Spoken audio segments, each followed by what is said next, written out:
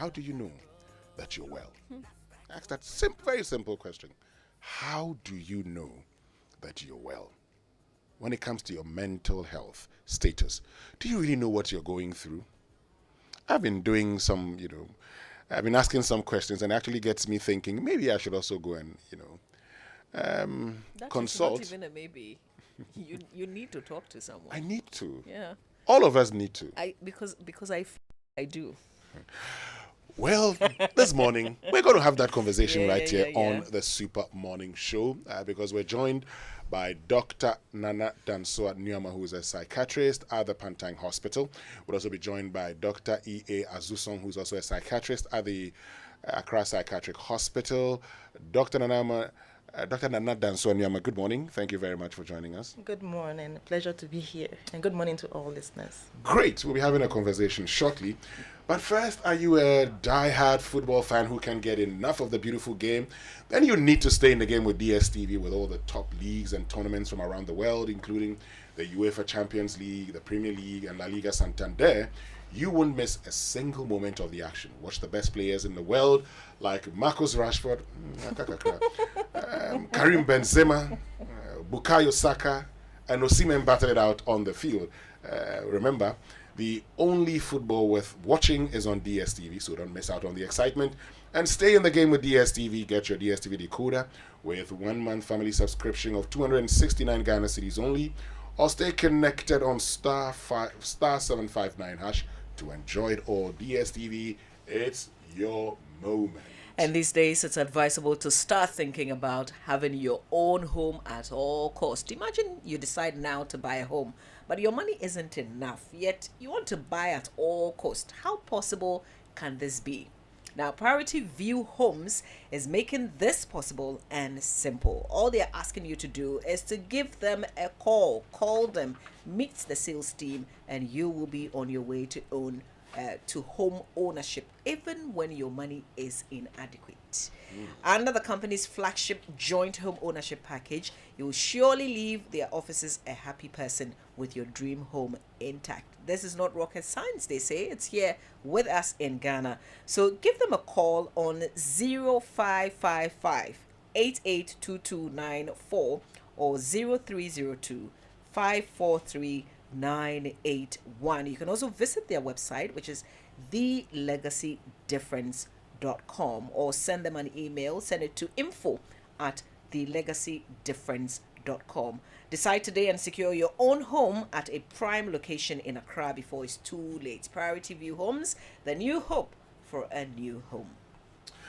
Well, let me tell you about the International Food Security and Technology Summit in Israel. So get ready for an unforgettable experience at the upcoming event in Israel from the 27th to the 29th of June 2023. Join us for a dynamic and exciting exhibition and conference on the future of food security and agricultural cutting-edge technology, and a tour to Jerusalem, the Dead Sea, Nazareth, and the Sea of Galilee.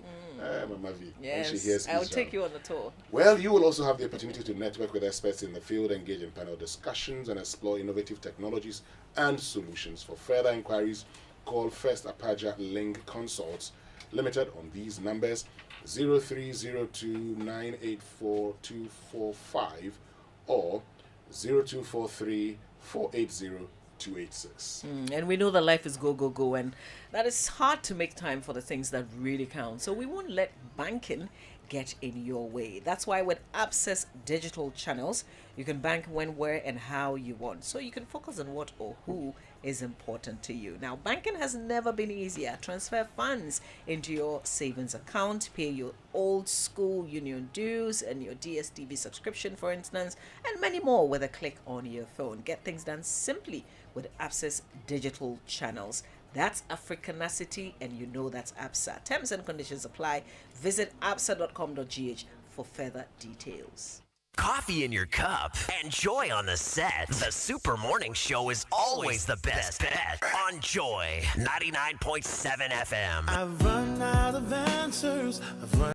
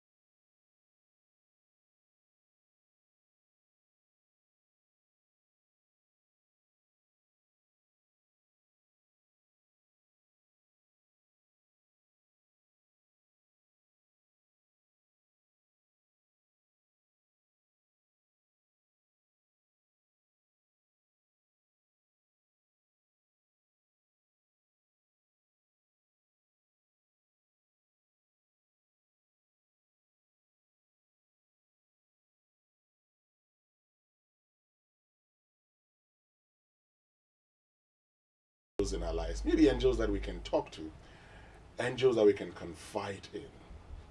This morning I ask you that simple question. How do you know that you're well? Do you know your mental health status? Have you checked it? Or, like many of us do, you assume, I'm all right. After all, you confuse mental health with physical health and feel there's nothing wrong with me. Well, we're told some 3.1 million Ghanaians have mental health issues. Not many of them are seeking treatment. Just about 2% of them seek treatment. Are you part of the 2 or part of the 98? This morning, we're having this conversation, and we're having it with you. After all, you're the reason we are here this morning, and we're privileged to be joined by Dr. Dansoah Nuamah, who's a psychiatrist at the Pantang Hospital. We'll be joined shortly by Dr. E.A. Azusong, who is also a psychiatrist at the Accra Psychiatric Hospital. But before we get into the conversation, Mavi, Twitter is with some issues. Tell us. Yes, so we have some messages on Twitter. Amos_Andy says, I don't think I'm mentally fit now, and the worst part is no one is ready to listen or believe what I'm going through. With the hashtag #JoySMS, you can also send us a message on Twitter. At Akosia says, Charlie, people are going through a lot emotionally on our streets, and that's why we need to be kind to each other. Even if it is you being a listener to them, just do it, because you never know what the little kindness you show today will be saving a depressed life tomorrow. And Monta says, this is the last one for now. It says, I don't think I'm mentally fit because living in Ghana alone requires another level of mental strength. So send us your messages on Twitter using the hashtag #JoySMS. You can send us your WhatsApp messages also to 055-1111-997. And talking about, a lot of people behind the I am fine, you don't know what they're going through. One of my friends put a post on one of our WhatsApp pages and says, guys, don't just ask, how are you? Go beyond the how are you to find out how they're doing. Because beyond the how are you, and we always say I'm fine, and that's the end of it. People may We say by God's grace. A lot of challenges. Well, we're joined by Dr. E.A. Azusong, who's also a psychiatrist at the Accra Psychiatric Hospital. Thank you very much for joining us.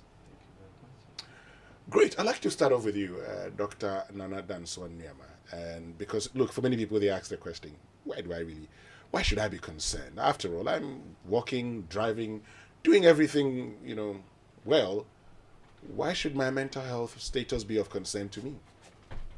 That's a good question, and I just want to start by saying I'm really excited we're having this talk, because quite often the subject of mental health gets shrouded under a lot of secrecy, taboo, you don't talk about it. So I'm really happy it's being brought to the fore on such a platform. Now, to look at it, unlike physical health, where you can say, I've had my annuals done this year, I had my test done, I had ECG, I had ABC labs done, and I'm quite sure I'm in this state of health. Mental health is quite different in that regard. It varies from day to day. It's very fluid in nature, and as all of us, once we're going through life, we're having a lot of experiences happening, and these impact our mental space. These impact the way we think, the way we feel, the way we behave, and that really is what mental health is. And so even though it might feel like, I am up, I'm driving, I'm ABC, you might not really be in that state where we say you have optimal mental health, because as I said, it's very fluid. 1 second it can be great, but another it is just down. Right. And once it continues to persist in whichever format where there's some deficiency, then we might move into the realm of disorders. And for that, we have over 200 types of disorders. So I just wanted to know that if you say you're not mentally sound, it doesn't mean you are the person on the street who is walking naked, psychotic. That is not it. But you could be very nicely dressed, sitting here talking with us, and you still not be in a state of sound mental health or optimal mental health. Are there triggers? Certainly. There are, and the thing is, there are different disorders and how they present. So there are some conditions that, yes, triggers might be what would precipitate them. Even with necessarily our day-to-day lives, there are some things that that there's a particular thing you can pinpoint to that you can say, this is what is the bother, this is what triggered or precipitated. But then there are also cases where you can't really put a finger to it. For example, there'll be there are people who would have a sense of worry, fear, anxiety, this sense of being overly tense. And you're thinking, like, I can't place my finger on it. Everything is going on well for me. But then I just have this nagging feeling that won't go. It's just persisting from day 1, day 2, week 1, week 2. And it's just persisting, even though everything seems to be great in my life. Same with low mood. Some people be very down, feeling down, depressed, no energy. They can't sleep well, you can't eat well. And everything is supposed to be actually great in your life. But you're just in that space where you're not really your usual self. So yes, there are cases where there might be a clear precipitant that you can point to, but there are also cases where really you can't really pinpoint the actual precipitant. And that's what I want to understand something. You talked about, our lives being very fluid. In one moment we're all right, in another moment we're down and everything. So you could be mentally sound today. I mean, in the next minute you go. I want to understand. Let me bring Dr. Azusong in here. How is that? How come, all of a sudden you can have different status within a short period of time? Yeah, so thank you very much for having me. And before I go, I would just want us to go back to the basics. When you talk about mental health, what really is mental health, and how do we know if somebody is mentally sound or mentally not sound? So mental health is a state of well-being in which the individual has the ability to cope with the usual stresses of life. Right. You get it? Sure. So your ability to cope with the usual stresses of life and to contribute meaningfully to society. So if you are in that particular state where you are able to cope with the normal stresses of life well, and you contribute meaningfully to society, then we can say that you have a very sound mental health. So then that brings me to your question with regards to how do we know, and how come that somebody is in a usual state of mental health, then all of a sudden the person switches and all of those things. It's because the stresses of life keep changing. If we were living in a utopic world where we have a balance of stresses, and you know that today I am going to wake up and I'm not going to meet heavy traffic, and that I would come here on time as the time that I have been given to, or I am going to sit in an unusual traffic which would make me stressed up, then it can tip me into something else. We are in life, we do not know what is going to happen. Life events do happen. Somebody is going to get married. The fact that the person is getting married is causing an imbalance in his normal state of usual life. And so this imbalance is what can trigger a person into becoming mentally ill. Someone is going into school, someone is getting a new role at job. But marriage should be a good thing. You see, that is how we would look at it. We will look at marriage to be a good thing. Yes. But then before you go into the institution of marriage, you have to understand that there are role transitions. You were living your normal life of a single man and living your life how you want it. But this time around, somebody else is going to come and live with you. So the mere fact that your routine is going to change can cause you to become mentally ill. You get a new job, it can cause you to get mentally ill. You get even a promotion at work, can also cause you Promotion that Yes. comes with promotion all that the comes goodies with and all the everything. goodies and all the allowances and things. But perhaps you're thinking about the responsibilities. The responsibilities that the person is going to engage in, what the person is thinking through the head. And that explains why when you go into a company, the CEO who is sitting at the top is being paid more than the gardener or more than the people who are effecting the ideas of the CEO, because there is a lot of mental fortitude and resilience that is needed at the top to ensure that the decisions are being implemented and done right. You talked about being able to cope with the stresses of life. Yeah. And I want us to appreciate what these stresses of life are. What are they? Yeah. So these stresses of life are varying. They are varying. So you can have there are two main types. You can have the normal daily stresses and hassles, where somebody is going to buy, even just normally, but going to queue at a watcher joint and waiting for your turn. And somebody, you know that, there are just 2 more people before I buy. But then the next person before you is buying for 10 people. That alone can cause you to become stressed out because you are getting angry. So we have these normal stresses of life.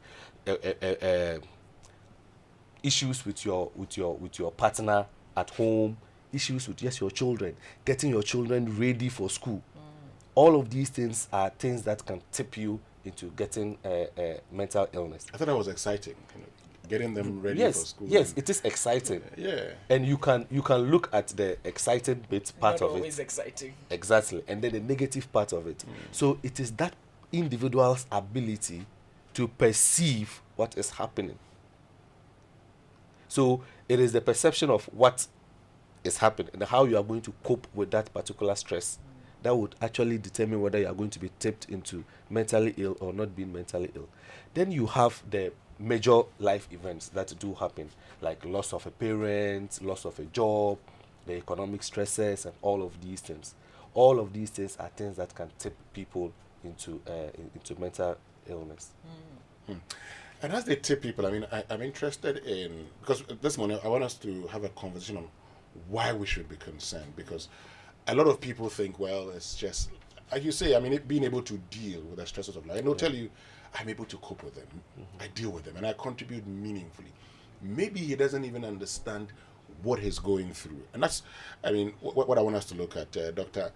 Nana Dansoah. So, at what point in time would you realize that you're not being able to deal with these stresses? Okay, and just since the topic of stress has come in, I just want to add quickly that not all stress is bad.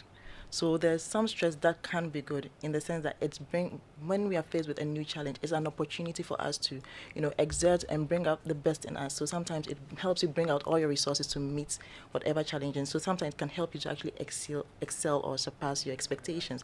But then again, all the negative aspects, and all the parts we should be concerned about have been drawn to our attention. Now, how would we know that I'm coping well with this particular stress? As I said, it being positive or negative are potentials, but then whatever the stressor is and having it in focus, so you know that I have this interview to go to, and you realize that, okay, I am able to put myself together, plan, and then institute some particular plans that, okay, I know that I'm ready, I've read, I have got my literature ready, I've got my attire ready, I'm driving way ahead of time, all of those, they're the same situation. I know I have planned well ahead so that I go meet it and I don't have much detrimental effects because I'm well planned. But then you could have the same scenario with another person who would still be going to the same interview, but the person knows that I have not actually prepared that well. The person knows that I set off, because of that, I wake up I'm studying way into the night. I'm not getting adequate sleep. I wake up very late. I'm rushing. I'm stuck in traffic now. I'm sweating. I'm having palpitations. By the time I get in there, I am just all over the place. I'm a mess. So that same stressor would have a different outcome with another person. So the thing is, no one thing would be equal to the same outcome for everybody. Each of what might stress me out might not do the same for you. And how I cope might be different from how another person copes. But what are some of the indications that can bring to mind that I am not coping too well? Now, there are a lot of things we can look at, but one of them I would want to start with is sleep. So some of the signs and symptoms you want to look out for. Sleep. And when people are stressed, one of the key things you notice a change in will be the sleep pattern. A change in the nature of sleep. Sometimes you'll be struggling to initiate sleep, so you're struggling to actually fall asleep. Or realize that you sleep and you keep waking up multiple times in the night. And it's not just to go and use the bathroom or anything. You just wake up and you struggle to go back to bed, And the other part is where you can wake up very early, more than 2 hours from your usual routine, and you are struggling. You can't go back to bed. And this continues for a number of days, and as I said, it keeps persisting. So not just one of occurrence equals to you have a mental health problem, but then there's that persistence in the symptoms. Appetite, how your appetite for food, you notice that these changes are happening. All of a sudden, maybe you're eating way more than you usually would, trying to cope with that stress, and it wouldn't be healthy eating. But then for most people too, it will be just a loss of appetite. So you notice that you're not able to you don't even feel for the things that you enjoy, and when it's there, you can't even take it. When you take it, it just tastes bland in your mouth. Your favorite wachi and fufu and apochikakra now just tastes nothing like what you want. So those are the initial things, and then your energy levels. You notice that you're just feeling down. You're feeling drained emotionally. You're just exhausted. you woke up in the morning, you're just exhausted. Getting out of bed is like a chore. You're literally dragging yourself out there. And this might not necessarily hit the extremes at the beginning. It will start off little by little, and you'll notice that it just progressively keeps worsening. And then coming to the thinking faculty, realize that there's a problem with concentrating. You're struggling to concentrate. Your work involves reading, right? So you get to the office, you're reading. You've been reading the same line like for 10 minutes, and you still can't make much sense of it, and you start making very little mistakes here and there. Irritability, how we respond in our emotions, and especially for some men, when you're very stressed, you realize that things that typically wouldn't make you upset that quickly, all of a sudden is like you're just blowing off. So you get home and everybody's just kate because people you have come and they know that no, the stress you're bringing from work is coming to translate to a family at home. And when your child, you see a nice drawing they've drawn, that you'll have a look at, and it's like you're just all over the place because you're just responding very harshly to people that are close around you. These are some of the initial signs that you might see. I mean, the list just goes on. Any more you want to add, Dr. Yeah, so Azusong, what I would just want to add is that you know yourself. This is who I am. Your partner knows you. Your friends know who you are, and they know how you act, they know how you behave. Sometimes they even know how you think. Has there been a change in that pattern? And that question goes to you, to your immediate family, and to your friends. If there has been a change, then it means that you need help. And that is very important. And that is one of the key things that we need to look out for. And so sometimes you may realize that you are coming to work, you are contributing meaningfully. People may think that you are coping with your stress as well, but to you, within you, you feel that, I'm not feeling so well. And sometimes these are the things that would lead you to go into a physical hospital. Right. You go to the hospital, you notice that the doctor has done all the labs, but still they say, oh, you are fine, there's nothing wrong with you. Mm-hmm. And in our country, where malaria is the go-to disease, they say, okay, with the malaria drug, but you've taken the malaria medications, but still, you are still not well. So let's stay there. That point where it is not a physical illness, and you've done the test and everything is negative. Mm-hmm. Is it too early? Because perhaps you're in the early stages of noticing there's something off. Maybe your mood is changing. Would it be too soon to say I'm talking to a psychiatrist? No. In fact, that is the dream of every psychiatrist, the dream of every mental health worker, that you come early. Because if you come early, we're able to prevent a lot of bad outcome. The outcome is very good and the prognosis is very excellent. But Doc, see, at this point, it's only like a feeling, right? I'm just thinking to myself that I'm not feeling too great. Mm-hmm. I'm not thinking it's a clinical something. Yeah. I mean, isn't it too trivial? No, it's not too trivial. When you talk about the mental health cadre, we have clinical psychologists, we have psychiatrists, we have social workers, we have occupational therapists, and then we have the nurses.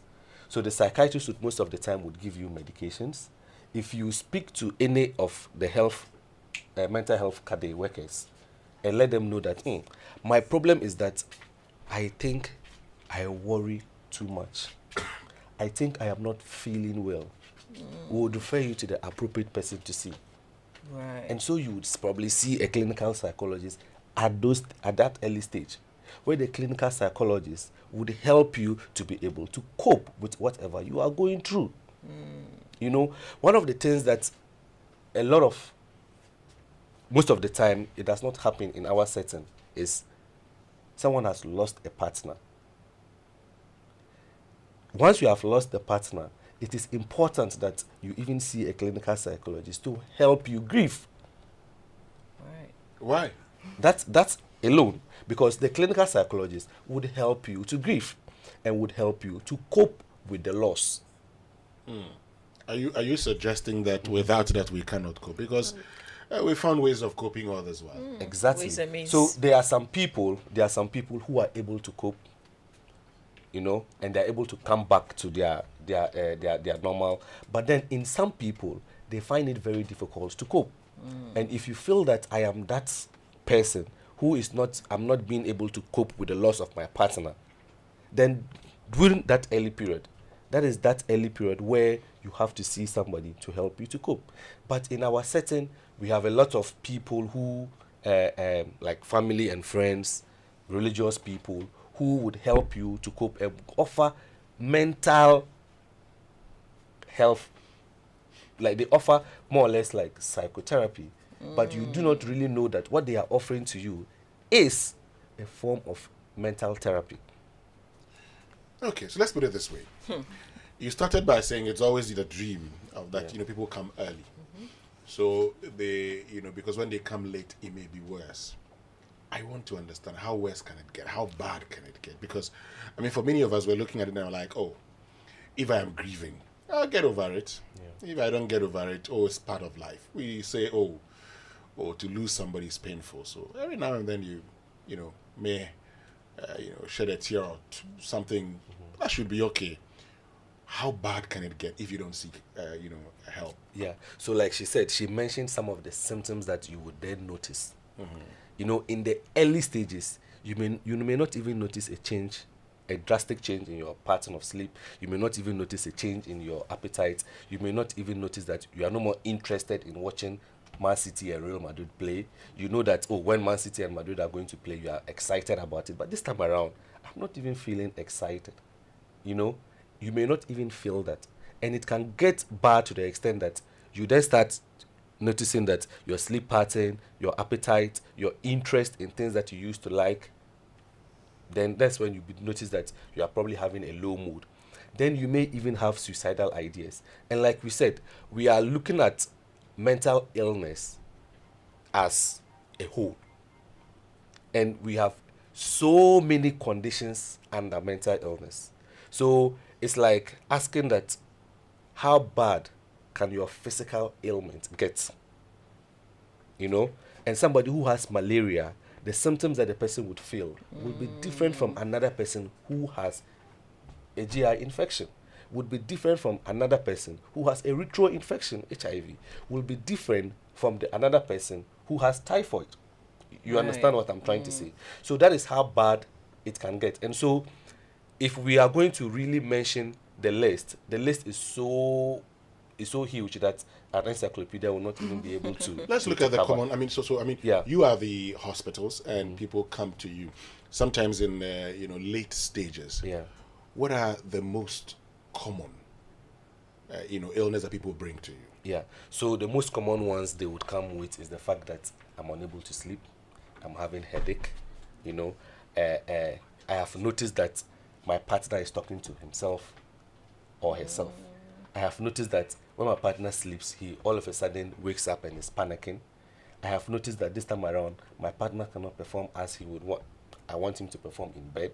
Right. All these are things that you will notice. Then in other circumstances, you also notice that you say, I've noticed that lately my partner drinks a lot. My partner has started smoking. So these are the common things that people come with to us at the psychiatric hospital. Then again, you have the childhood conditions where you come and the child is irritable, the child doesn't want to go to school, or the child is having a convulsion, or the child is very hyperactive and cannot sit still, and all of those things. So these are but some of the common symptoms that we would notice. Are you okay? Before I come to you, because you brought the children, Yeah. do they also experience the same things that we adults do? Children experience the same things that we adults do feel, but they react differently to some of it. Right. So you may notice that a child says that I am not going to school. But then you do not know why the child is saying that he does not go to school. Maybe he's being bullied at school.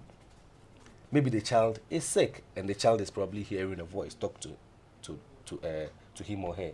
So they experience the same things that we do, but then their reaction to it is slightly different from how we would react to some of them.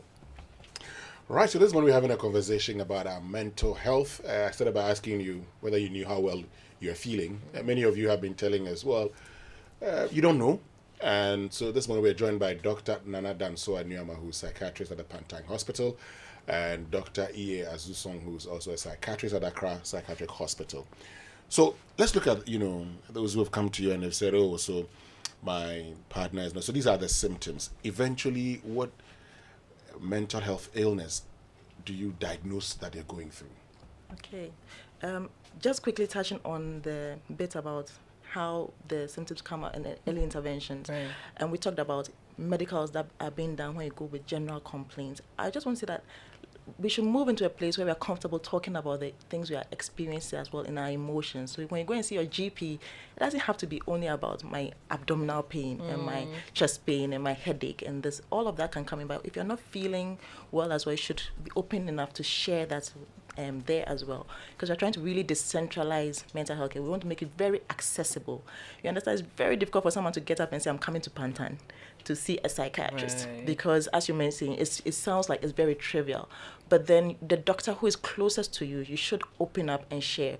Now we're trying to get a lot of psychologists in most general facilities as well, so that at least the care is accessible. So I shouldn't really have to go through hoops just trying to access somebody with whom you can talk to.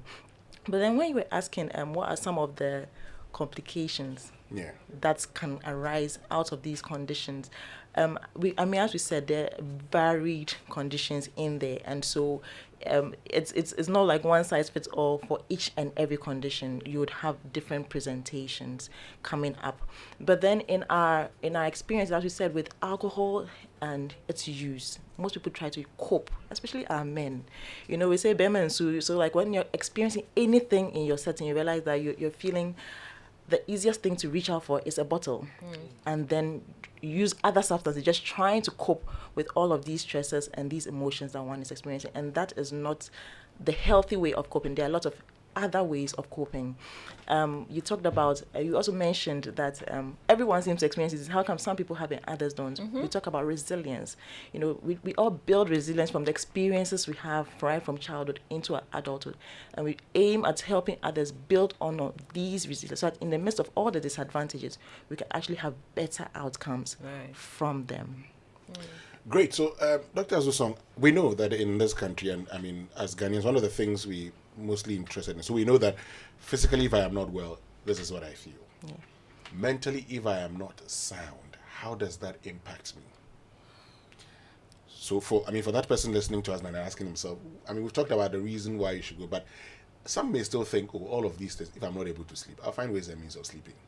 But in the end, what is the impact that should convince me that I need to see a psychiatrist? Yeah. So that was what we were talking about, and saying that we would rather prefer that you come early, come and see us.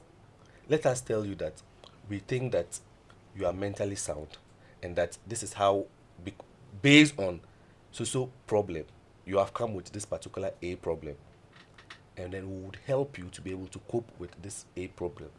And that is, it's not necessarily about seeing a psychiatrist, because a lot of people would say that when I come and see the psychiatrist, they would say that I am so and so mentally unsound, and so because of that they are going to give me medications. No, we do not always give medications, because if you feel a change in how you feel, in how you think, and in how you behave, then it is a call for you to see a psychologist.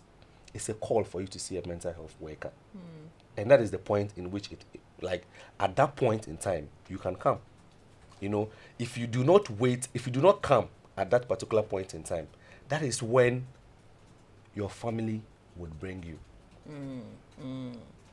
And so in a lot of our OPD cases, you have a lot of people who are forced into the hospital. But if they had come earlier, when they started noticing that I am thinking that aliens are after me, I am thinking that I am Akufo-Addo, and then all of a sudden I can change Ghana, all of a sudden I can change the world. These are thoughts that you are getting, and these thoughts are unusual of you. You understand what I'm trying to say? You are hearing voices talk to you that, hey Winston, you are the king of England. Oh, that is not possible. You know, yes, you can say that is not possible. You I understand? can't be king of England. Exactly. I'm not. Yeah. But then, there are some people who hear voices. Tell them this. That you can go on top of this building and fall down and nothing will happen to you. Because you're Batman. Because you are Batman. You understand what I'm trying to say? There are some people who say that, I am Christ, the resurrected one. The one in heaven. Yes, I am Christ, the resurrected one. And that I can cause all your ailments to go. I can cause all your economic crisis to come to an end now. It's a sign of mental illness. But we would have to situate it in our cultural context and how we think and behave as people. Right. But if there is a change in that particular pattern, of course you know him, you know Winston, but all of a sudden Winston comes and tells you that I am a prophet. And that I think that the hair on you are the snakes of Medusa. You know? Okay, that's a trigger. That's a trigger. And that is something unusual. So once you begin to notice these things early, we would want that you come and see us early. Come alone as Winston that this is how I am feeling. Right. We would be able to help you. But if it delays, it would only progress and become worse. That is when you would then say that these clothes I am wearing, they are clothes that the CIA have infested with bugs to monitor me. And so because of that, I am not going to wear the clothes. You know? But Doc, when you are in that state, are you conscious enough to take yourself to a clinic? Because already your thinking is not right, obviously, because you're thinking that you're King Charles when you're Winston Nuamah. Yeah. So is there a period where you are sane enough to realize that you're saying the wrong things? In the early periods, you would notice that this is how I'm feeling. Okay. And that is the importance of this program, where we would want people to notice that if you have noticed a change in your thinking patterns, if you have noticed a change in your emotions, if you have noticed a change in your behavior, it could be a mental illness, Right. a prodrome of a mental illness. Okay. But then in the later stage, a lot of our mental people, they have what we call a loss of insight, you know, and 97% of people who come with psychotic disorders would say that there is nothing wrong with me when everybody is seeing that there is something wrong with you.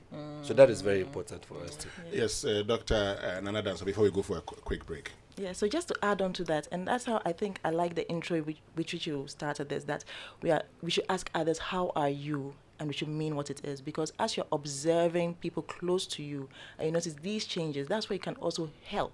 Because mind you, we all don't want it to get to the extreme where people become very aggressive, they're pulling out knives, they're chasing others, you're hurting oneself or others. That's what we're trying to avoid. So even though the person might initially even decline that I am unwell, because to them they really think I am still well, when everyone around them notices that no, Kofi is not the way we know him. Amma has changed a bit. She's now talking to herself when she's sitting at her desk. She's not very irritated, and everybody in the office she has a quarrel with. That is the point at which you'd also try to prompt and help the person access help early enough so that it doesn't get out of hand, because once it does reach those stages, it doesn't affect just that particular individual. It extends to everybody who is close to them.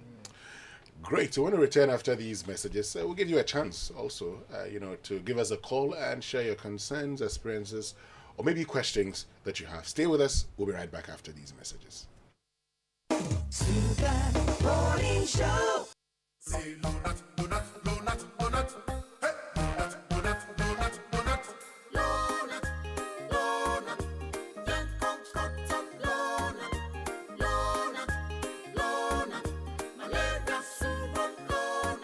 Everybody follow not sa malaria. A 3D till no not now.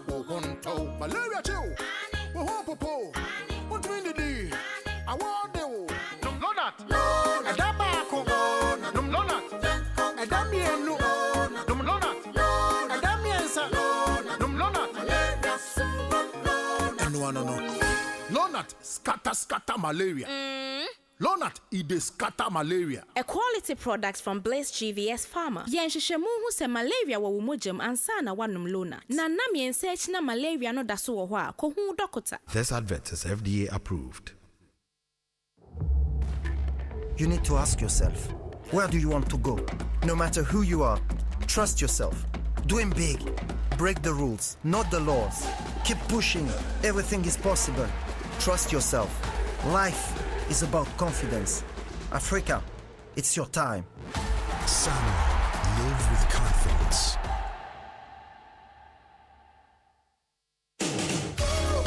Foreman, how can I say the screening be smooth, perfect, where it drive fast like that? Contractor, I always dey tell you say interface self-leveling screen be the best solution. It dey drive fast, where they make the job neat. In fact, it pass analog. This be original digital interface self-leveling screen. Hey, babe, I hear you, interface man. Interface Limited is the leading supplier and installer of finishing input materials for the building and construction industry in Ghana. Call us on 0274 9999 or visit our website at www.interfacelimited.net. Facebook Interface Limited GH. Instagram interface.limited. We shouldn't have gone to that party. Masa, my head is killing me. Is that your stomach? Yes. What did you eat? I don't know. Get rid of your gastric problems with number 10 liver salt. Number 10 gives you quick, effective relief from nausea, indigestion, heartburns, hangovers, and hyperacidity. And with different fruity flavors such as orange and lemon, it's a pretty tasty way to end an uncomfortable situation. Number 10 liver salt from Ernest Chemist, because everyone needs a chemist. This advert has been vetted and approved by FDA. Introducing the new Techno Spark 10 series. Enjoy a long-lasting 5000 mAh battery capacity plus 18 watts charging pack in an ultra-sleek 6.7-inch Full HD screen with a storage galore of 256GB plus 8GB. You can save every memory and never lose any. 32 megapixels glowing selfie camera and 50 megapixels AI rear camera. Get your Techno Spark 10 series. Visit the nearest Techno accredited shop and join the glowing selfie gang. Are you tired of struggling with bad financial situations? At Quick Credit, we understand the difficulties that come with transitioning to a better one. That's why we're here to simplify the process for you. With loan facilities from 1,500 cedis upwards, all you have to do is call and we will take care of the rest. All you need is your national ID, no savings, no collateral, no susu, no deposits, and no account opening required. Quick Credit has you covered. Whether you're expanding a business, starting a new one, facing an emergency like school fees or funeral expenses, or even just in need of a salary loan. What are you waiting for? Call Quick Credit today. 0302 200 390 or 059 692 0833. We do not give loans via the internet. Quick Credit is regulated and licensed by the Bank of Ghana. Terms and conditions apply. Quick Credit. Lending made simple. Charlie, you sure say you be die-hard football fan who can't get enough of the beautiful game? Then stay connected to DSTV, cause it's a football festival. Live Ankasa. All the big leagues and tournaments day DSTV. UEFA Champions League, the Premier League, and La Liga all day. So my guy, don't miss a single moment of the action. Make you watch players like Haaland, Rashford, Benzema, Sadio Mane, and Thomas Partey battle it out. And the dead. Man, slack it. Get your decoder for 269 Ghana cedis or dial *759# to connect and join the excitement. DSTV, it's your moment. Your morning radio.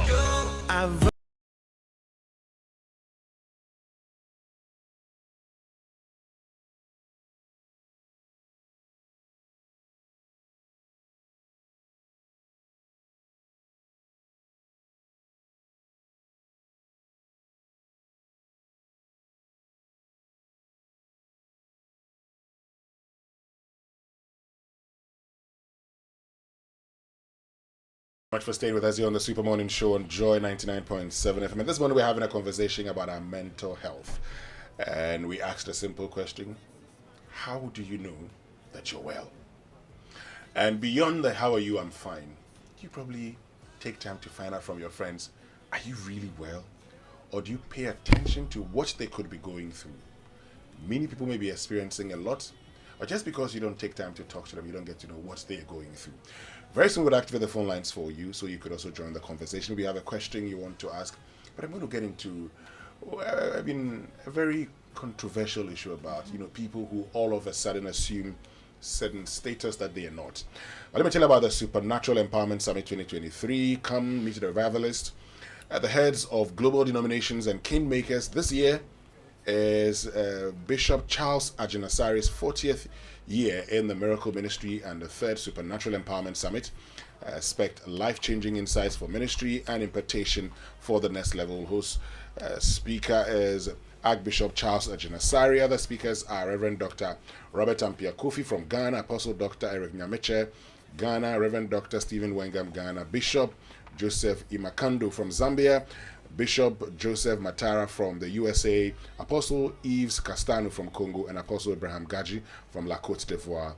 Date Monday the 22nd to Friday the 26th of May 2023. Theme time, evening sessions start from Monday at 5:30 p.m. daily, and morning sessions start from Tuesday at 8:30 a.m. daily. Venue, Paris Chapel International, Jowolu Junction, Accra, Ghana. For any information, call 0548633650 or visit sesummit.org. And for your stationery and all your books, you know where to go. It's Kingdom Books and Stationery Limited. They are your number one supplier of quality office essentials, equipment, and furniture at affordable prices. And simply for your convenience, Kingdom Books says, wherever you are right now, log on to kingdomstoreonline.com. You don't have to physically go into any of their stores. Just start shopping online.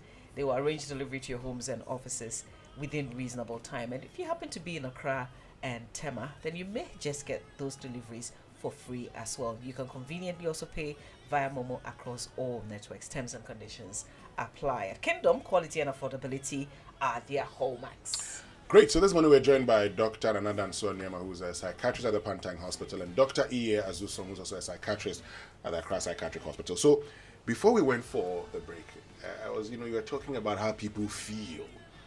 Sometimes somebody thinks he's probably King Charles III now. And somebody may think that he's God. He thinks that he's Jesus Christ. He can heal people. There's those who have suggested to us that some of our men of God, religious, actually are going through mental health issues, and that's what makes them do some of the things they do. You are the expert. Is that the case? Yeah, that's it. That's the case. And if you look at this particular area, it's a very sensitive area. And I would want to say that indeed a lot of the cases that we get at our various psychiatric hospitals, they come with issues like this, where all of a sudden we have someone who says that I can perform some miracles, I can do A and B, and that I'm a prophet, and I think that I am God or I am the Son of God. But then again, we have to usually put it in context, and this is what we call delusions in the mental health space.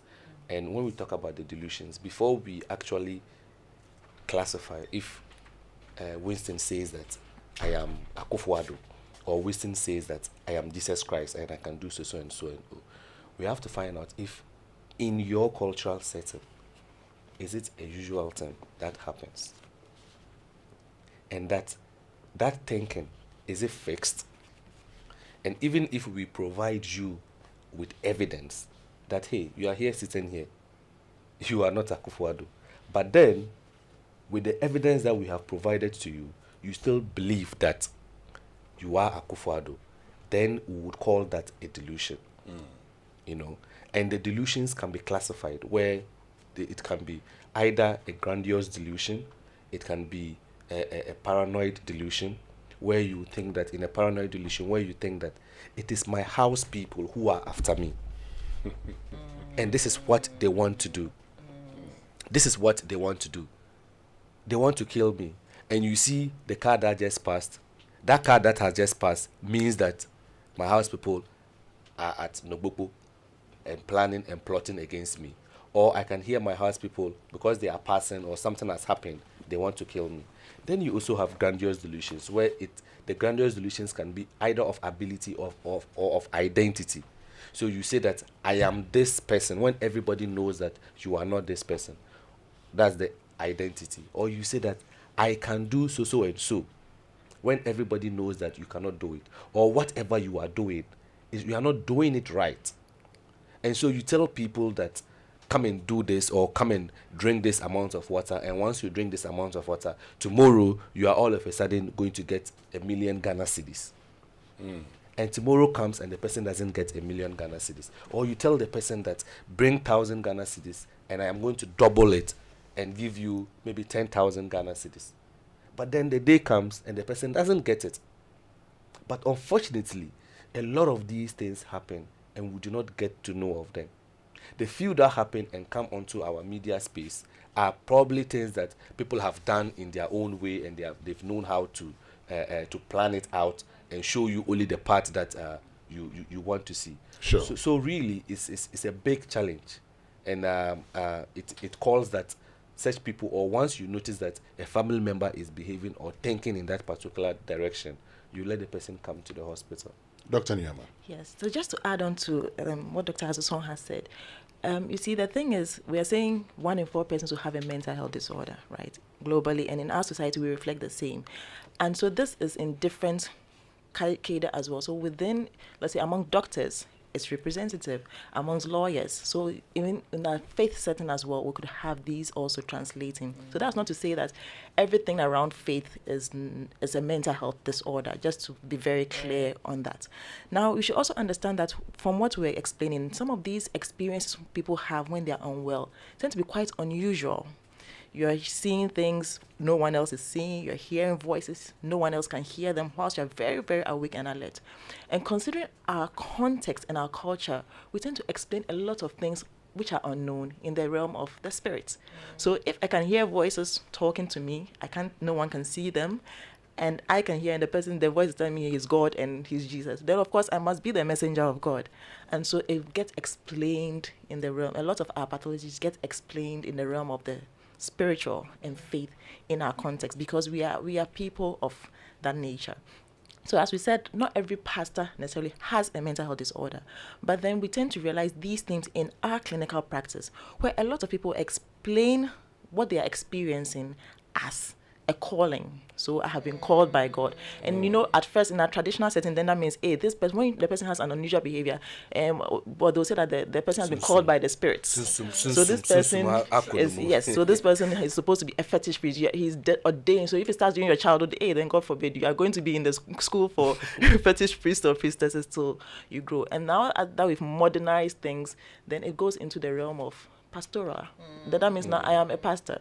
I've been called. And so I have met a lot of pastors that, I'm a person of faith. So you would have, but then there are people you would meet, and then when you start querying and you ask deeply, and that's how he's talked about these definitions of a delusion, a hallucination, all of those things. Because when you test it beyond what the person just says initially, you realize that no, there's something very unusual about this presentation, and it's not just the person is a pastor, there's actual mental illness with this one. Is there a way that the congregation can tell? Well, that is a prophet or a pastor. Yeah, when you're at the congregation level, these days shall be told. Exactly. So when you're in the congregation, at that point in time, people are already. The mindset is not necessarily brainwashed, but you're in there. People go into these places because they need something. There's a deficit, there's a need, someone wants some need met. So they go in there with expectations. And so at that point in time, most people are not really evaluating these things with eyes wide open, because you've heard some testimonies and you're in there trying to get a solution. People are desperate. And as I mentioned during the break, that in our context, when people start experiencing these symptoms, quite often most people would go to a faith-based place before coming to a clinic. Most people, the first point of call, once you're feeling down, once you're feeling you can't sleep or you can't eat, and you think you're having anything, it's a place of faith. Most people go there first, and that is where, yes, if you're fortunate and you end up in a very good place, there are some places that are sound, that will have teams that are actually led by psychologists, amongst others, where they are aimed at addressing this, because they recognize that, yes, in as much as we are in faith, there is the medical, clinical aspect. But there are also some sections that are really doing a lot of harm. We're having prayer camps that are abusing people's human rights. People are chained, being lashed, amongst others. So it's here and there, because it depends on what is happening in those spaces. Great. Let's activate the phone lines. I'll come back to you shortly, Dr. Nuamah, but let's activate the phone lines now. on 0302-216-541, 0302-216-541, and then 055-11-11997. So I told you that I was going to give you a chance to share your experiences, concerns, and maybe you have questions you want answered for you. Why not? You could definitely give us a call. But Dr. Nuamah, you talked about that you haven't been a person of faith, but still you've come across certain men of God that after speaking to them, you came to the recognition that these people are not mentally sound. Tell you interesting things. Sometimes you'd even have pastors refer a pastor. Because even though they are in the realm of like all pastoral, they realize that no, there's something different about these. And that's where the examples Dr. Azusong was sharing. Some of the utterances the person says, even how they are eliciting or getting these callings. I've had an experience where someone actually shared that, look, sometimes if you're hearing audibly in your ears a voice talking to you 24/7, you ask yourself, how many times did Moses actually hear the patriarchs? On that note, let's get onto your phone lines now. And Ikuya is from Kaswa. Ikuya, good morning. Thank you very much for joining us. Good morning, Weston. Mama V, good morning. How are you? Oh, very well, thank you. Ikuya, I hope you're well too. Yes, please. Great. So this is a very good topic and discussion. I think it's long overdue that we continue to air these things. So my issue is with the psychologists on set right now. So you have data speaking to so many of the issues coming up, especially as a result of how we are oriented through faith. So I'm believing that having these issues coming up, there should be a way of getting to these people at the various religious places where you can offer training or certain things so that the people would get to access the right place for help.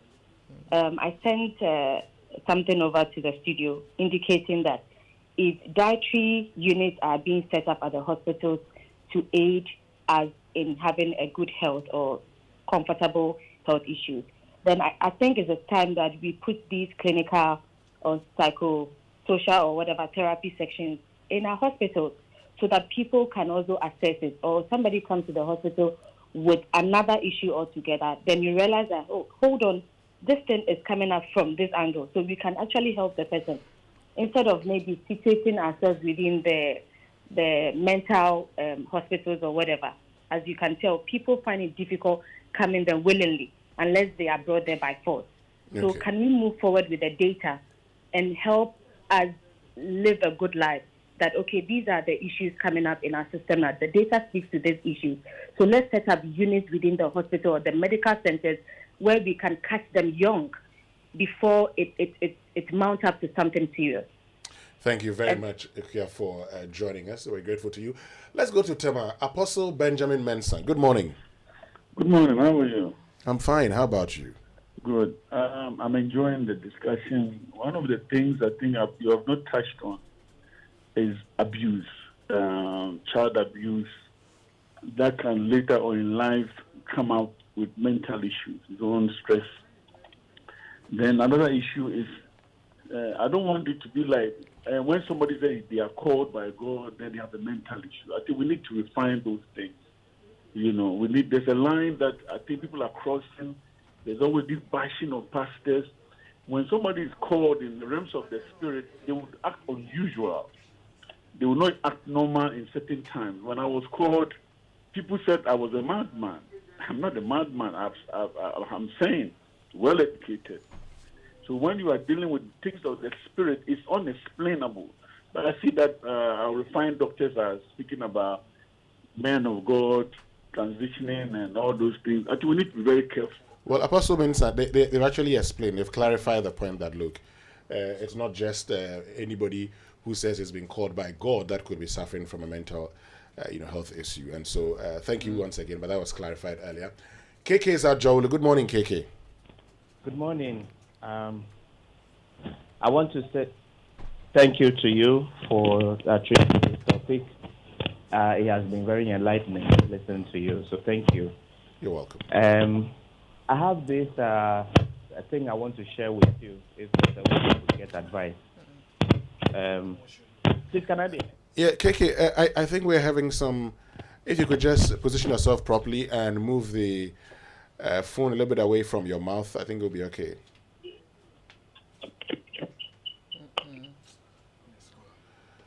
Well, Kiki, I think you would have to call us back. Let's go to Adenta. Benjamin, good morning. Yeah, good morning, Winston. How are you? I'm fine, Benjamin. Hope you're fine too. By the grace of God, I'm doing fantastic. I mean, this is a very interesting discussion, one more time. But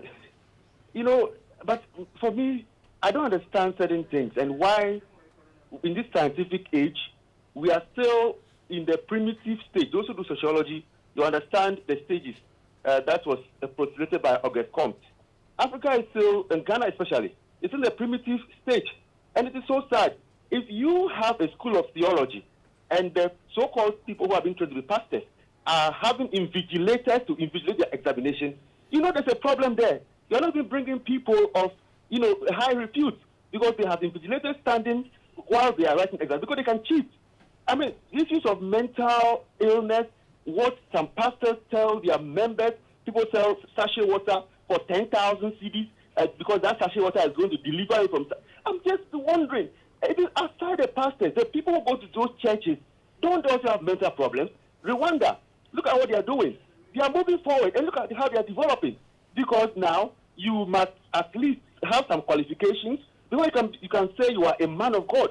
People are just misinterpreting the Bible. So I want to ask a question. That's fine. The doctors have identified all these things. But beyond just talking, are they not going to help us put some legal frameworks to control these things? Because that is what any advanced economy will do. Okay. Today, if you go to the UK, okay, the churches for Nigeria, when they go there, they conform because the charity commission will come after you. Any money you take, you must account for it. Over here, they don't account their members. Everybody wakes up from slumber and they're a pastor. And look at the harm they are causing to our people. Thank you very much, Benjamin and Adenta. Let's go to Sakumono where Ekuya is. Ekuya, good morning. Good morning. Thank you so much for this. So I think I have the similar situation in my cousin. And what is happening is that now she doesn't talk to anybody. Initially, I hear she was hearing voices running from one place to the other, reporting people to high authorities, like she can even report her mother to maybe a police that the mother wants to kill her and things like that. And currently, she doesn't talk to her siblings. She's blocked everybody. She can be in the room for hours, even days, without, sometimes you don't even know whether she's hungry, and the parents are worried. Same, I hear the siblings are also worried. And just like the doctor was saying, it doesn't affect just one person, it affects the whole family. And so we are worried, and I think they've tried several times to take her to a clinical psychologist or to a hospital. But it's like, and she doesn't even know that she's not well. But so what should the parents do? How are they able to convince her to get to a clinic or something? Because she doesn't even know that she's not well, but she's acting strange. Okay. She's not talking to anybody, blocked everybody. How old is she? And all that. Yes, thank you so much. Yeah, I was asking, how old is she? She's about 30. About 30. Okay, thank you very much, Ekuya. You can also join us on 0302 216 541, 0302 216 541, and then 055 1111997. That's when we're having a conversation about our mental health. And if you have any questions, why not? You can ask Dr. Nuamah and Dr. Azusong. But let's get to the Spinters Road where Andy is. Andy, good morning. Andy, good morning. Good morning. Yes, Andy. Please, I'm really going through a lot, and I need some advice. Please ask. For the past, since July last year, a lot have happened. I lost my mom, the little business I was doing due to mommy's sickness and death. I've lost that business, and now I don't know. It got to a time I talked to some few people around me, and no one is ready to listen to me or believe what I'm saying. And I've got interest in. I've lost interest in almost everything. I don't talk to anyone now. I can't talk to anyone. I can't call anyone, and I'm not even ready to mingle with friends. And I think it's really affecting me. I've tried talking to some people, but no, I didn't get any response. Okay. Well, what should I do? I'm losing it. Okay. And I need help. Yes, I seriously need help. It got to a time I even tried to take my life. No. Yeah, it's serious. Yes. Andy, kindly hold on and speak to my producers, and then they'll pick it up from there. They would help you so you could get in touch with a psychiatrist and then seek the help that you need. Okay, Andy, don't consider taking your life. The psychiatrists are here and they would be helping you to get out of your challenges. Let's take our last caller for now. Salom in Jamestown. Salom, good morning. Morning. Yes, Salom. This mental health, we all have the problem, all right.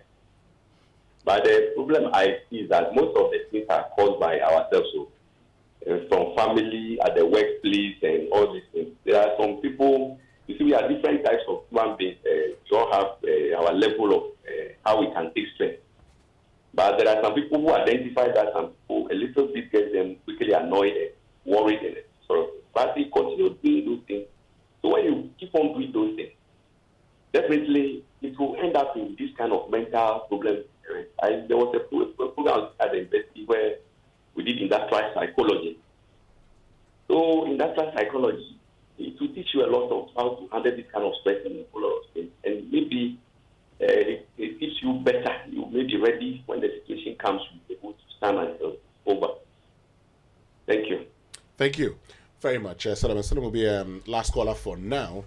Okay, so let's get into the issues. Ikuya called to complain about the cousin who's locked herself in the room, and he's talked about his challenges. Benjamin has also been asking a question that when it comes to these religious men, how do we go about it? Over to you, Dr. Azusong and Dr. Nuamah. Okay. So I'll start with the first one, where the person was asking about access to healthcare. Yes, considering that it's quite challenging going to a psychiatric hospital, and I think I alluded to this earlier, that we're trying to really decentralize mental health care, trying to make it very easily accessible to most people. So we've had Mental Health Authority and the Ghana Health Service championing courses like the MH Gap, where we are looking at even within the district levels, we're having units within every hospital such that it can actually render some service. And then once there's a need to scale it up, we can refer appropriately. So the aim is to ensure that every place that you can access, you can actually get some mental health service. And what we'll be doing is that we'll be sharing with you a list of health facilities that the Psychiatric Association of Ghana has compiled of health services where people can access help, so that we can circulate these so that people can know that you don't necessarily have to come to Panta and Ankerful or Accra Psychiatry before you can access help, but then help is actually closer to you than you think. Okay, so that's the first one I want to talk about. Then they ask other bit about abuse. Yeah. Abuse is, I think that's a whole topic on its own, because once it happens, the repercussions are unmarried. And it's not just sexual abuse. There's a physical, there's the emotional, there's the psychological, all of those forms. And if it happens right from childhood, it can be so devastating and detrimental. And the impact goes beyond just that period. Often I would say, we're trying to settle it out of court. We're trying to hush it so that the family is not disgraced, because usually the perpetrator is someone close to the victim. So you say that oftentimes if it will happen, someone who is closer, so it will be a relative, a family friend, that uncle, that grandfather, that will be the person perpetrating the abuse. And so oftentimes when the incident has happened, there's no closure for the victim, because everyone is trying to hush it up, and the victim is left without the necessary attention. And going forward, either the person themselves become abusers themselves, or they end up with a lot of psychological trauma that they end up with these sequelae. So it's something that has to be looked at. I'll just touch on lastly about the legal framework. What are we doing around all of these things? We have identified with the churches. We are saying that yes, there are some practices that are not helpful with some institutions. And so what is being done? As psychiatrists, is not necessarily all on us. It needs a collaborative effort within the institution of the faith practitioners, there is some hierarchy there, and we are really ready to collaborate. So there are all of those options that have to be done. But then at our level, what we are doing so far is engaging in a lot of educational activities. So we're having several talks, mental health awareness talks in churches, in mosques, in schools, in corporate organizations, sharing and explaining these things to the very lay person so everyone can understand what is going on and then seek the requisite help. For some institutions, they are actually very eager to build wellness teams so that they have support teams in there and they know they can refer. So I've had some pastors refer people to me because they know that this thing I'm listening to is not just a spiritual thing. This one, the person needs some professional mental help. And so they would actually refer. Thing. Exactly. And we're hoping that we can actually scale up and have much more of that happening. It's happening, but it's not to the extent at which we would need it. And so we need more of these to come on board. So there's some good happening in the space, just that there's a lot of work to be done. There's a lot of work to be done. Dr. Azusong, to add to what Apostle Mensah was saying with regards to, we are not downplaying the fact that spirituality is important or what the pastors do is not necessarily a good thing. But then we cannot also let go of the fact that what some pastors do, to the human eye, you don't need to have a spiritual eye to be able to determine that what this pastor is doing is wrong. And though that brings us to the legal framework and the regulation of churches, and there should be a way and a format in which you need to have certain requirements before you can get up to be a pastor. And the fact that you have been called doesn't mean that you have to go and set up your own church. Everybody who is growing up, before you were called, you were attending a church somewhere else. When you were called, why are you not being a pastor in the same church that if that you're called truly is from that of God? You understand? So a lot of questions can be asked in terms of this, but then this discussion would not give us a very good scope and time for us to go in depth into that discussion. But then it calls on the Christian Association and the Christian Council to do something about what some of the pastors do. Ikuya was also talking about her cousin who is refusing to come to the hospital and is having some mental health challenges and some symptoms that this is a typical example of how it can end. And if when Ikuya comes if Ikuya's cousin comes to the hospital, we would be able to, when we speak to Ikuya, we'll be able to find out really when it all started. At the time it was starting, maybe a few months ago, maybe a year ago, at that time Ikuya could have walked to the hospital. But now, Ikuya's cousin is not of herself to understand the nature of what is going on. And so, no amount of convincing would make Ikuya come to the hospital, other than Ikuya being forced to the hospital. You understand what I'm trying to say? And mental health, the law allows us to bring people forcefully to the hospital if they are refusing to come to the hospital. And there is a way in which I would just want to touch a bit on that. Please do. So you can call any of the psychiatric hospitals, and you can go into, I think she's somewhere in Sakomono area. You can just go into any hospital at all. We have psychiatric units in most of these hospitals. We have community psychiatric nurses who, once you go in there, they can go in there and talk to Ikuya. They can go in there and give the cousin some medications and bring her to the hospital for us to treat her. Because if we are going to talk to Ikuya by word of mouth to convince Ikuya to come, even me, if I go to talk to Ikuya will not come to the hospital. Because it has gotten to a point in time where she lacks that ability to understand what is right and what is wrong. Okay. And in some instances, you may have to go through the police, where the police would go and arrest the person and bring the person to us. And the law allows us for within 72 hours to treat the person to the extent that the person has the mental capacity to now understand that really what was happening to me was really an illness. And then during this particular period, then the person can then voluntarily consent to treatment. And we will then continue with it. But within the 72 hours, the treatment is involuntary. Right. And within the 72 hours, we have our way, depending on the condition, of treating the person aggressively for the person to understand what is going on. And then the care must continue. But you need family consent. You don't necessarily need family consent. Okay. In some instances, let's be very careful here. In some instances, you don't even need family consent. If Winston notices someone who is behaving in a way that Winston thinks that it could be a mental illness, Winston can call the police for the police to come and take the person to the mental illness, to the mental hospital. Okay. The law allows us to do that. And then that is where we'll do the certificate of agency and admit the person against the person's will. Because, mind you, your right ends where a person's peril, at the beginning of another person's peril. And so at that particular point in time, you are a threat to society.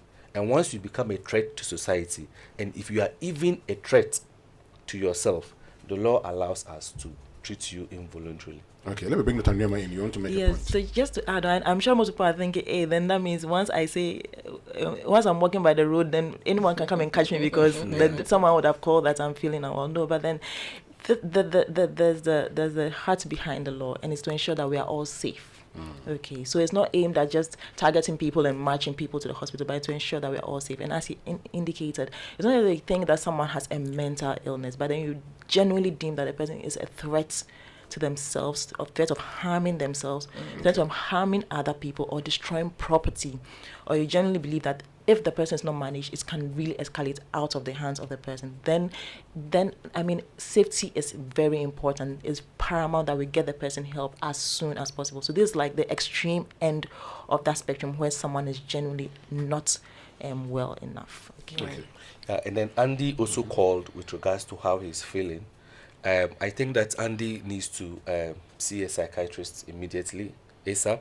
And I'm glad that Andy has been very confident enough to even make a call, because you said that he's having difficulty even calling people, but you've been able to call Joy FM to discuss your problem.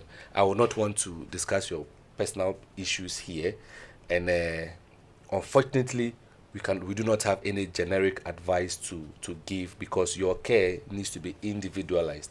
Because how you are feeling, another person can be feeling the same way, but how we treat that person would be different. But then what I can tell you is that, Andy, suicide is not an option. The way you are feeling because of the loss of your mom, don't forget that another person would also feel the same way if you take away your life. And then there is always a way out, So just call the producers, and then we'll get in touch with you after the session. Right. You know how, because of the general economic challenges, and this is coming out of the messages that I shared earlier, where people say, I think I don't feel too well, I want to talk to someone, but there's nobody there to talk to. We generally kind of feel that if somebody's coming to talk to me, then they are asking for money. So we're all pulling, well, at least most of us, we're preventing people from reaching out to us. Is there something that you can tell all of us generally, because somebody wants to talk to someone and we're not available to listen because we're thinking they're going to ask us for something that we're not willing to give? Okay.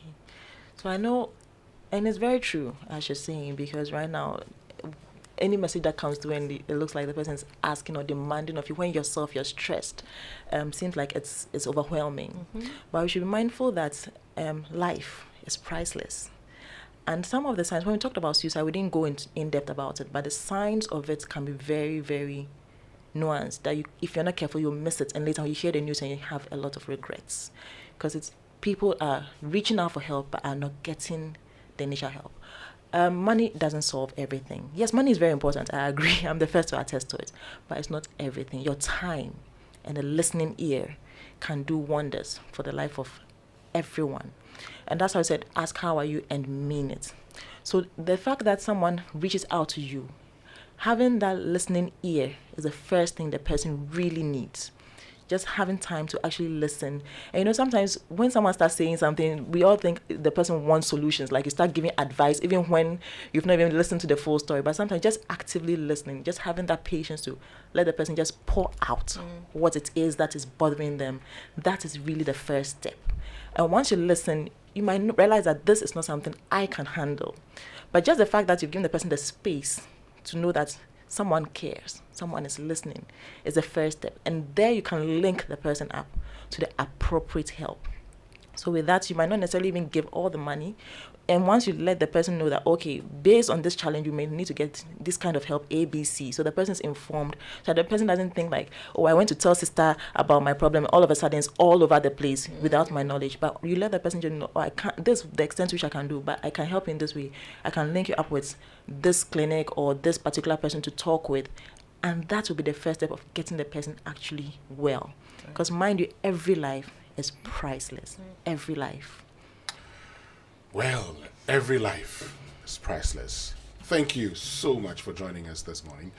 Dr. Nana Dansoah Nuamah, who's a psychiatrist at the Pantang Hospital. And to you also, Dr. E. Azusong, who's also a psychiatrist at the Accra Psychiatric Hospital. We are very grateful that you made time to join us. And from the cause, I'm sure you both know that we must do this another time. Yeah. Right? Great.